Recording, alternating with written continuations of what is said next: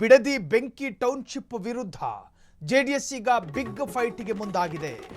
Bidadi township ವಿರುದ್ಧ JDS mega fight. ದೊಡ್ಡಗೌಡರಿಂದ ಉಪವಾಸ ಸತ್ಯಾಗ್ರಹದ ಅಸ್ತ್ರ. ಮಣ್ಣಿನ ಮಕ್ಕಳ ಪರ ಜೆಡಿಎಸ್ ರಣಕಹಳೆಯನ್ನ ಮೊಳಗಿಸಿದೆ. ಸರ್ಕಾರಕ್ಕೆ ಕಂಟಕವಾಗುತ್ತಾ ಬಿಡದಿ ಫೈಟ್ ಅನ್ನೋ ವಿಚಾರ. ಹೋರಾಟದ ಅಖಾಡಕ್ಕೆ ಇಳಿದಿರುವ ದೇವೇಗೌಡರು, ಮಾಜಿ ಪ್ರಧಾನಿ, ಬಿಡದಿಗಾಗಿ ಉಪವಾಸ ಕೂರಲಿದ್ದಾರಾ ದೇವೇಗೌಡರು? ಇನ್ನೆಲ್ಲೂ ಕೂಡ ಖಚಿತ ಮಾಹಿತಿ ಇಲ್ಲ. ರಾಷ್ಟ್ರ ಮಟ್ಟದಲ್ಲಿ ಸದ್ದು ಮಾಡಲಿದೆಯಾ ಜೆಡಿಎಸ್ನ ದೊಡ್ಡಗೌಡರ ಈ ಉಪವಾಸ? ಕಳೆದು ಹೋದ ವರ್ಚಸ್ಸು ಮರಳಿ ಪಡೆಯೋದಕ್ಕೆ ಪ್ಲಾನ. ಕೈ ಸರ್ಕಾರಕ್ಕೆ ದೇವೇಗೌಡರ ಉಪವಾಸದ ಭೀತಿ.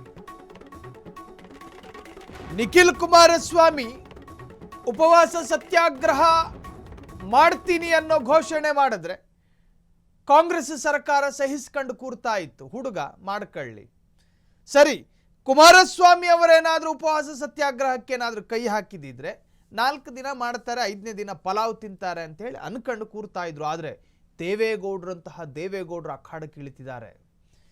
ಇದು ಕಾಂಗ್ರೆಸ್ಸಿನ ಜಂಘಾಬಲವೇ ನಡುಗುವಂತಹ ವಿಚಾರ. ಇದು ಹಠಕ್ಕೆ ಬಿದ್ದ ದೇವೇಗೌಡರು ಕರ್ನಾಟಕಕ್ಕೆ ಕೊಟ್ಟ ಕೊಡುಗೆಗಳು, ಕರ್ನಾಟಕ ಕೊಟ್ಟಂತಹ ಸಾಧನೆ, ಇವೆಲ್ಲವೂ ಕೂಡ ರಾಜಕೀಯ ವಲಯದಲ್ಲಿ ಇನ್ನೂ ಜೀವಂತವಾಗಿದೆ.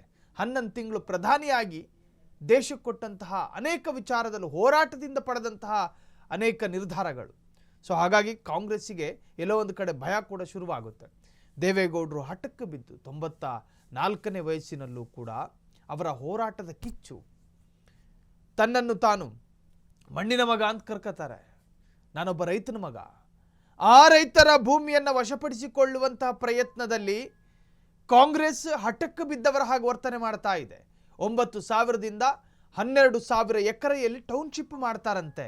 ಆ ಟೌನ್ಶಿಪ್ನಲ್ಲಿ ಕೈಗಾರಿಕೆ ಪ್ರದೇಶಗಳು ಬರ್ತಾವಂತೆ. ಆ ಕೈಗಾರಿಕಾ ಪ್ರದೇಶದಲ್ಲಿ ಮಲಿನವಾದ ನೀರುಗಳು ಬಿಡುಗಡೆ ಆಗ್ತವೆ.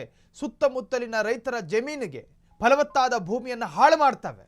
ಇರುವ ಮನೆಯನ್ನೂ ಬಿಟ್ಟು, ಇರುವ ಹೊಲವನ್ನೂ ಬಿಟ್ಟು, ಇರುವ ಜಾಗವನ್ನೂ ಬಿಟ್ಟು ಅವೆಲ್ಲವನ್ನು ಸರ್ಕಾರದ ಸುಪರ್ದಿಗೆ ಕೊಟ್ಟು 2 ಕೋಟಿನೋ 1.5 ಕೋಟಿನೋ ತಗೊಂಡು ನೆಮ್ಮದಿಯನ್ನು ಕೆಡಿಸ್ಕೊಂಡು ನಮ್ಮ ಬಿಡದಿಯ ಜನ ಎಲ್ಲಿಗೂ ವಲಸೆ ಹೋಗಬೇಕು. ಸರ್ಕಾರ ಇದನ್ನು ಕೈ ಬಿಡಬೇಕಲ್ಲ. ರೈತರ ಹೊಟ್ಟೆಯ ಮೇಲೆ ಉದರವನ್ನು ಬಗೆದು ಒಳಗಿರೋ ಕರುಳನ್ನು ಹೊರಗೆ ತೆಗೆದು ಅದನ್ನು ಮಾಲೆ ಮಾಡ್ಕೋತಾ ಇರುವಂತಹ ಈ ಕಾಂಗ್ರೆಸ್ಸಿಗೆ ಬುದ್ಧಿ ಕಲಿಸ್ತೀವಿ ಅಂತ ಹೇಳಿ ನಿನ್ನೆಯಿಂದಲೂ ಕೂಡ ನಿಖಿಲ್ ಕುಮಾರಸ್ವಾಮಿ ಊರೂರು ಅಲೆದು ಪಾದಯಾತ್ರೆ ಮಾಡ್ತಿದ್ದಾರೆ. ಇವತ್ತು ತಾತ. ಅದರರ್ಥ ಕುಮಾರಸ್ವಾಮಿ ಅವರ ತಂದೆ ಮಾಜಿ ಪ್ರಧಾನಿ ದೇವೇಗೌಡರು ಉಪವಾಸ ಸತ್ಯಾಗ್ರಹದ ಅಸ್ತ್ರ ಪ್ರಯೋಗ ಮಾಡೋ ಸಾಧ್ಯತೆಗಳಿದ್ದಾವೆ ಅಂತ. ಒಂದು ವೇಳೆ ಆ ಸಾಧ್ಯತೆಗಳು ಸುಳ್ಳಾಗಲಾರದು ಅನ್ನೋದು ಜೆಡಿಎಸ್ ಕಾರ್ಯಕರ್ತರ ಅಭಿಪ್ರಾಯ.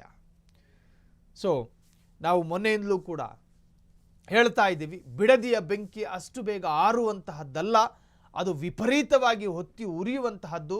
ಸೊ ರಾಜಕೀಯವಾಗಿಯೂ ಕೂಡ ತಿರುವನ್ನು ಪಡೆದುಕೊಂಡಿದೆ. ಕ್ಷಣಚಿತ್ತಂ ಕ್ಷಣಪಿತ್ತಂ ಅನ್ನೋ ಹಾಗೆ ಕ್ಷಣ ಕ್ಷಣಕ್ಕೂ ಕೂಡ ಪೊಲಿಟಿಕಲ್ ಟರ್ನ್ ಅನ್ನು ಪಡೆದುಕೊಳ್ತಾ ಇದೆ ಬಿಡದಿ ಬೆಂಕಿ.